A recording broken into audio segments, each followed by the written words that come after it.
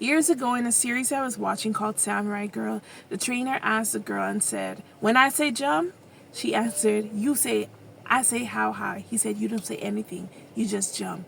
And I think that's how God kind of sees us.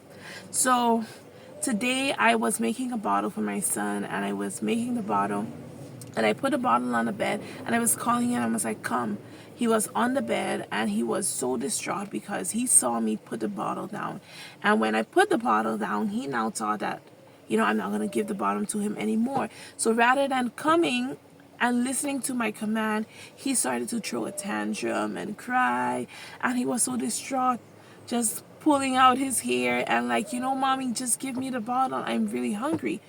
But that was the purpose. I was just calling him because I wanted to go sit down on the chair. So I wanted to get him off the bed, take the bottle, go sit on the chair, and feed him.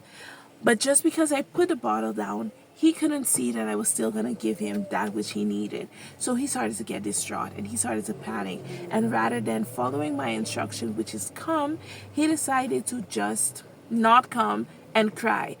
Of course, you understand that it took longer for him to get his meal, and he had to wait a little longer just because he didn't just jump when I said jump. And I think it's the same thing. When God says jump, you don't ask how high, you just jump. Okay? And it's literally what we do and what gets us kind of stuck because we really do focus a lot on his part rather than our part. And I've been talking a lot about this in our videos because I can see this happening to me all the time, over and over and over and over again, because it's just what we do as humans. We always try to understand. We want to psychoanalyze every situation. We want a reason before we do something. And we want all the stipulations and we want to hear everything. But just like how God told Abraham, "Go to the land I will show you." And he just expected Abraham to go, even though he didn't call no name. He didn't say which land. He didn't say how far the land. He didn't say how long Abraham was going to be traveling. What was he going to get in the meantime? He didn't say much. There were not a lot of instructions given to the command or, as part of the command. But he just told Abraham to go, and he expected Abraham to go because that's what obedience is like. So what is our problem really? Like, why do we struggle so much with being obedient to God? Because, I don't know. I think for me, I don't know. I think it's a lack of trust. It just boils down to a lack of trust. Just not trusting that he's going to help, not trusting that he's going to help the way I want him to help, and he's going to fix things the way I want him to fix. Not like I know anything, but we feel better when we think we're in control, which should actually be really scary. When we're in control, that should scare us because we're just humans. We can't control anything. We cannot wrestle against things, principalities of the dark. We cannot do that in our own strength. So if we were to really be in control, that should be scary to us. That shouldn't be us feeling good or us feeling like it's all right. But we subconsciously just kind of want to stay in control. And I'm now going through the struggle of learning to surrender.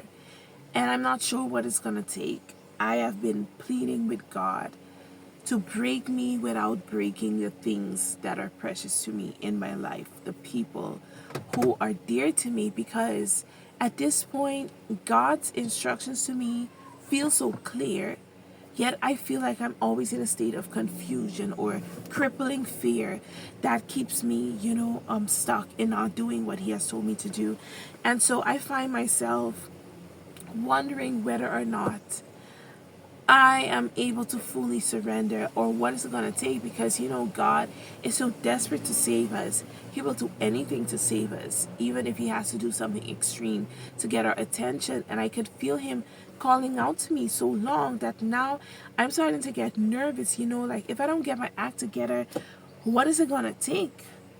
If I don't get my act together just from God calling out to me, what is it going to take? What am I going to have to lose just to keep God and to keep my salvation? What am I going to have to lose? And I don't want to lose something that'll hurt to the point that that's the only thing that will get me on my knees. Because in yesterday's episode, I was talking about the fact that I've been struggling to pray. As someone who's supposed to believe in God, I don't pray. I pray here and there.